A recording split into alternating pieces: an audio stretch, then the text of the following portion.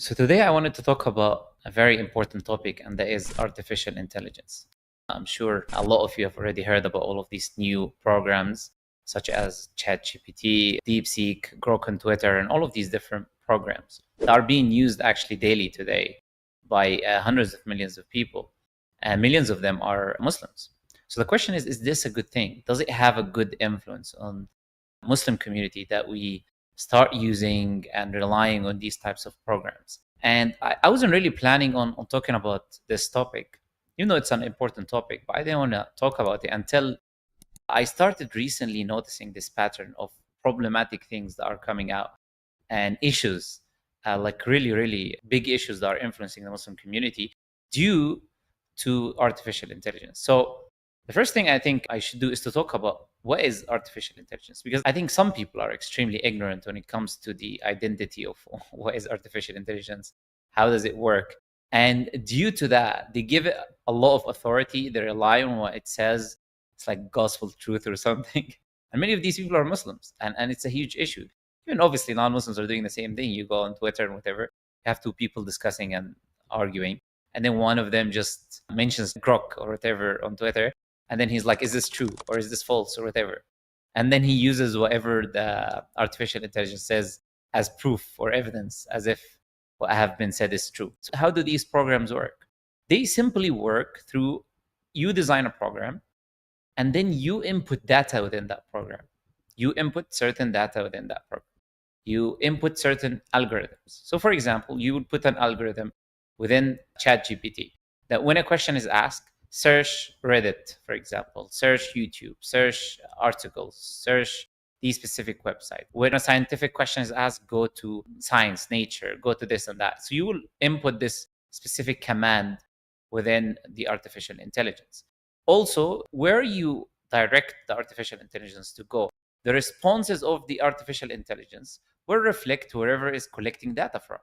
So you need to understand this is just a program, and that program is collecting information depending on the person who programmed it, where it's going to collect the information from.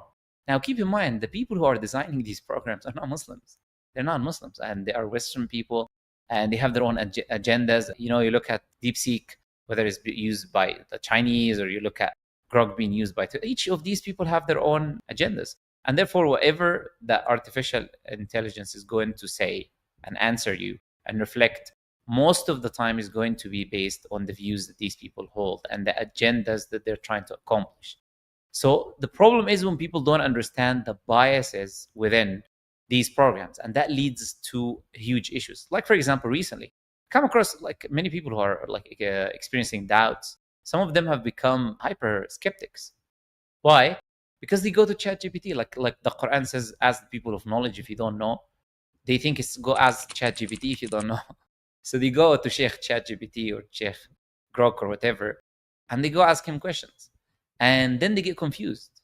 Why are they getting confused? Because that artificial intelligence program is either collecting information from Reddit or from whatever articles out there online in the English language, and then it's responding to the questions. And most of the people commenting and making posts in these websites are non-Muslims, people who hate Islam, misrepresent Islam, and put incorrect information. So when that Muslim is asking the artificial intelligence, he is under the influence that the artificial intelligence is objective. You know, it's not biased, it's objective, and it's going to give me the right answer, and it's done, research in every book on planet Earth or something. And even in the Arab world, I've seen, sadly, some YouTubers are like relying on ChatGPT, and they're supposed to be Muslim YouTubers. The guy's like, oh, I saw a question in the comments, and I went to ChatGPT, and it told me this hadith and that hadith. Are we leaving people of knowledge and the scholars and go to ChatGPT and asking it questions? Now, for example, you can go to ChatGPT. I was just doing that before recording, so I can give an example. So I asked ChatGPT, based on rationality and evidence, give me a simple yes or no. In your view, does God exist? So it responded by, based strictly on rational analysis and available evidence, the answer is no. There is no conclusive evidence that God exists. It gives you an answer, a very atheistic answer, obviously. So the person who's programming this is programming it in an atheistic, naturalistic way. What's the proof of that? The proof of that is the next question I asked. What is your source for this claim? So then it says great questions. And then it starts listing what? Number one, scientific method and empiricism. when the question of God is not even a scientific question. So it's an atheistic worldview. Scientism, in a way, is using science to prove or disprove the existence of God. And it says observable, testable, and repeatable. Who said that God is like atoms that you're going to put under a microscope or something? Why are you using an incorrect method? And then it says naturalism and the burden of proof. So whose method is naturalism? Naturalism is an atheistic method. It's an atheistic ideology. So when you look at these programs, you need to understand that people programming these things are atheists. They're not, Muslims. So it's going to collect data from sources which are non-Muslim sources most of the time. So as a Muslim, you cannot go to a program like this and rely on it for Islamic questions. That is the most idiotic thing you could possibly do. Like, for example, I ask it, is there scientific errors in the Quran? He was like, yes, there's scientific errors in the Quran. And then it went to talk about sun setting in a muddy spring. You all know all of this nonsense, which we've responded to 100 million times.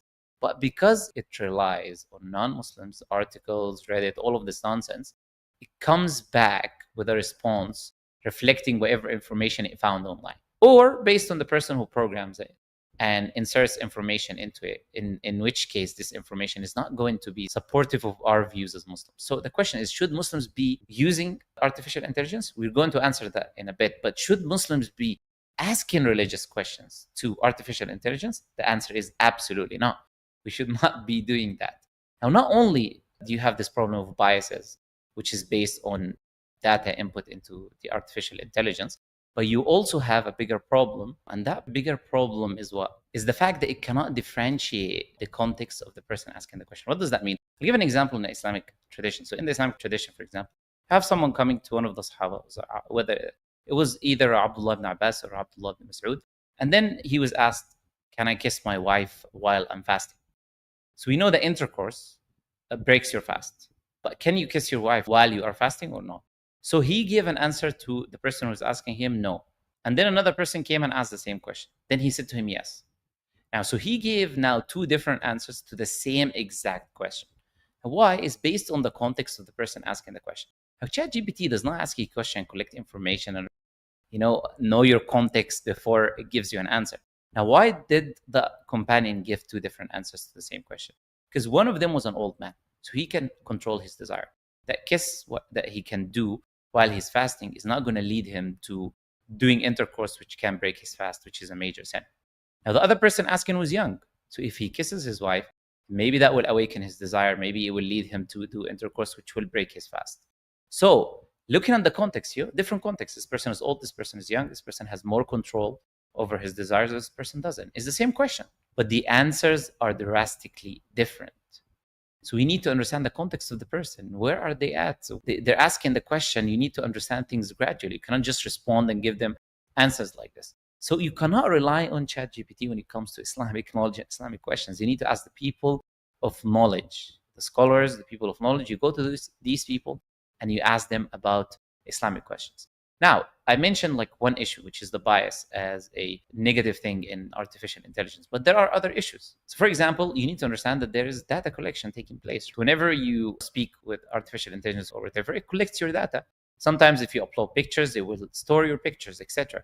And nobody reads the privacy statements or whatever and usage of data because it's massive articles and they make it like this so nobody reads it.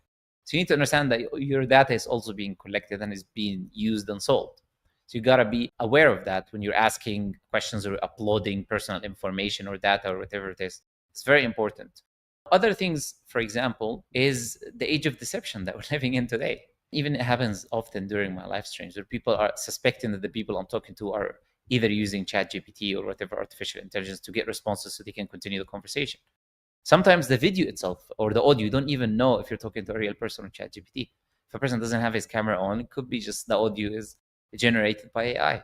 So now, and this is improving day by day. You're all seeing it. And people have been spreading all of these different audios of different scholars saying, look, the voice of the scholar, and then saying, I'm not the scholar, I'm just an artificial intelligence, so be aware of incorrect and fabricated voice notes and videos that are being widespread.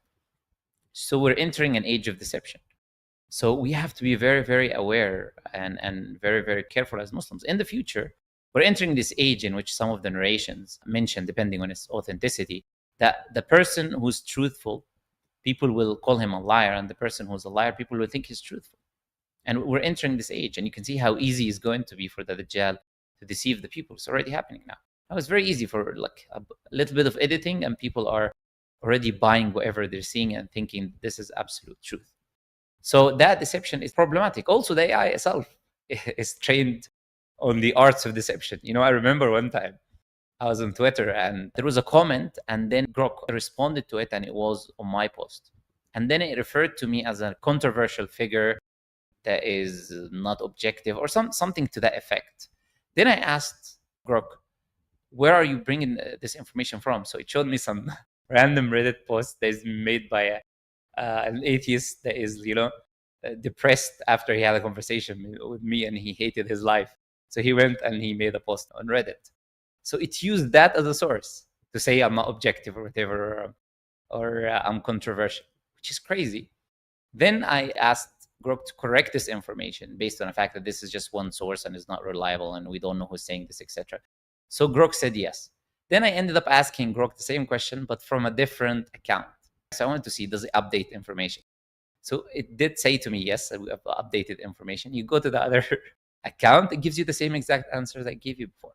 So it's being trained on deception. That's why sometimes you get it to apologize, you get it to say that it's wrong, you get it to do ridiculous things, because these are programs in the end, and depending on what they're programming them to do. If they're programming them to agree with you, they will agree with you, even if it's a lie. If they're programming them to disagree with you, they will disagree with you. So you need to understand these are just programs. They're not authority, not things we can use and rely on their answers. Now, most importantly, one of the biggest issues that are coming very soon from AI is control. And remember what I said to you about context, because they're already using artificial intelligence in YouTube, for example, to detect certain words that are being said that are not appropriate or whatever. And because artificial intelligence doesn't understand context, it can flag a video, it can remove a video, it can strike your channel. And that can be a huge issue. I have a friend who has this payment system or whatever, and you had some artificial intelligence flagging one payment and it shut down the whole payment processor. It's a huge issue just because it incorrectly flagged one transaction. This artificial intelligence now is being used more often. So now it's replacing people. Now it's going to replace a lot of people in the future, especially in the electronic spaces. Now, when it does look at the future, what kind of future are we expecting? Now, imagine, we can enter our houses. Imagine they put for each building or each house or the grocery store or the bank or any government institution, they just put this facial recognition thing that is based on AI, and they give you points as a citizen. And if you are being a good citizen, you can enter these specific locations. If you're not being a good citizen, you're not going to be able to. Each house has one of these systems that locks your house, and then you can be locked in your house, because we can know this is already being used in the cars and Tesla and whatever you guys already know. Can lock a person inside his car, using artificial intelligence. So we're approaching an age in which we need to be very, very careful about the advancements of these things, because they're not designed by Muslims. They're not designed by people who agree with you ideologically, which means that if this becomes something which has more and more control every day, it's only going to harm us as a community. So we need to be prepared. And towards the end of the video, I'm going to mention what we need to do. Very basic things, but what we need to do. So these are all things that we need to look out for, harmful things, negative things, etc., that we need to be very, very, very careful about. Does that mean we should not be using artificial intelligence? No, I'm not saying that. There's many good usages that we can use artificial intelligence. For example, translation. For example, writing articles. For example, correcting grammatical mistakes in articles. For example, data entry, coding. All of these things are okay. You can use, as a Muslim, you can benefit from artificial intelligence. You can use it in titles, videos, or whatever. You can use all of these things, creating thumbnails. All of these are great usages of AI. So we're not anti-AI, and we shouldn't be anti-AI. We should be using it and benefiting from it. At the same time, understanding where it can be used and where it cannot be used. It's a tool, just like anything else and everything else. Just think of AI like you're using Google. You're not going to trust a random site that pops up and you don't even know who wrote that website. Just think of AI the same, because it relies on all of these different websites to collect information. So always keep that in mind, that it is not a reliable thing for you to go ask medical advice from, or for you to go ask religious advice from, the very specialized fields. These things, for now, You need to focus on going and asking the people of knowledge and people of understanding, and not basing it on such AI models. So what should we do as Muslims? What is the thing that we should be doing? The first thing we should be doing is this timeless rule in the Quran. This timeless rule, which is miraculous, which shows you that the Quran is for every time and for every people and for every culture. That the Quran tells you, if an unknown person, if an ignorant person, if a disobedient person comes to you with the news, you need to verify it. You need to search. You need to investigate. That's what the Quran teaches you to do. Now, this rule we need to thoroughly apply as Muslims, because, like I said today, with the deception that is happening and increasing day in and day out, you need to be very aware. You cannot just trust whatever you see online. You need to research, verify, and investigate, and make sure that whatever you're seeing, whatever you're hearing, is accurate and it is coming from the source. Because, like I said, very soon, they all talk about this island and list. If you guys know what I'm talking about, it ends with Steen. That list, for example, if it comes out, people can just come and say later on, oh, this is AI. All of these videos are AI and all of this. So deception is going to increase very, very, very highly. So we need to be very, very thorough in our investigation and research when we see information online or things being said. Secondly, what else do we need to do? We need to advance ourselves in the knowledge of what these technologies are, its capacity, and developing our own. Our issue with social media is that we're reliant on non-Muslim social media, and then we're restricted and we're having all of these issues. If we did our own social media, we wouldn't have this issue. So now with AI, we need to do that. We need to have our own people that are designing AI that we're using as Muslims in a way that benefits us. Because we can input our data just like these people are inputting their data. They believe their morality is superior, and that's why their AI is going to reflect that. We can program our own AI as well. And we need to advance ourselves in preventative measures, ways that we can protect ourselves. So perhaps advancing these AIs, we can detect, videos which are AI from videos which are not AI. It probably is going to be very difficult, but that's something that we need to work on and try to do our best to advance ourselves in these types of fields so we can protect ourselves as Muslims and use that as a shield. Because, like I said, once these things are being used by these governments that disagree with your morality, that want to control you, then what else can you do? You're going to be trapped. If you don't have something to protect yourself, if you're not advanced, if you're not familiar and knowledgeable about these type of systems, times are going to be very, very difficult. And we can see, this advancement is probably leading us to some sort of a death of technology completely, and we're coming back to the old days. That's what it seems like it's going, because AI is replacing humans in, like as I said, all of these fields. So nobody knows how the future is going to be and what kind of influence that is going to be on human beings generally. And keep in mind, do not be a lazy person. Remember, Prophet Muhammad, peace be upon him, he said that ignorance will widespread, even though the Prophet, peace be upon him, said that writing will widespread. And you can see that now with AI. People are so lazy, they don't read, they don't investigate, they don't research. You ask a guy, did you do research? He said, yes. And he just went and asked AI in 2 minutes, and he thinks that's research. That's not research. Research is that you do it on your own. You understand what is the primary source materials, you ask the people of expertise, etc., and you make sure that you're collecting the right information.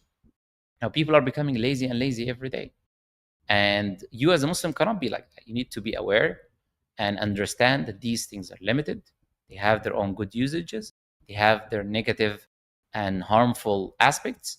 And you need to be in the middle as Muslims, use it as a tool in the things in which it can benefit you, and then become more knowledgeable, advance yourself, and protect yourself from any harms possible. All right, brothers and sisters, inshallah, hopefully that is a beneficial reminder for all of us. And the most important thing, like I said, as Allah says in the Quran, ask the people of knowledge if you do not know.